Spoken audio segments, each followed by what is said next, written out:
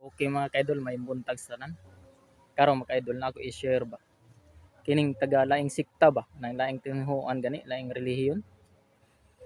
Dili sila motuog santos mga kaidol, dili ko makita, dili makadungog, dili makaistorya, dili makalakaw. Pero ang ilang gamitong nga bersikulo, mga santos. Unsa day gigamit nilang mga bersikulo kini si San Mateo, San Lucas, San Marcos ug lain pang mga santos nga naa sa Biblia. Mao'y gamiton nila mga santos na nya dili sila motuog santos.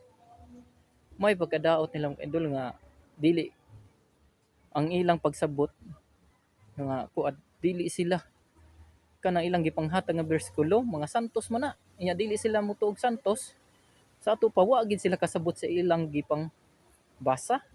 Kung nakasabot pa na sa ilang pangbasa kaila na sila ni San Mateo ug San Lucas para nga tinuod nga santos na sila. Nya dili sila motuog santos. Nya mogamit sila nga bersikulo. Useless lang gihapon ang ilang dili pagtuo nga santos.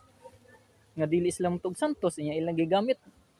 Santos bina kana si akong balikon kana si San Mateo, San Lucas, Marcos. Mga santos na. Nya mogamit sila ana. Wala sila kasabot sa ilang gipang basang kaidol. Okay mo kaidol, may buntag sanan. Dalay go na.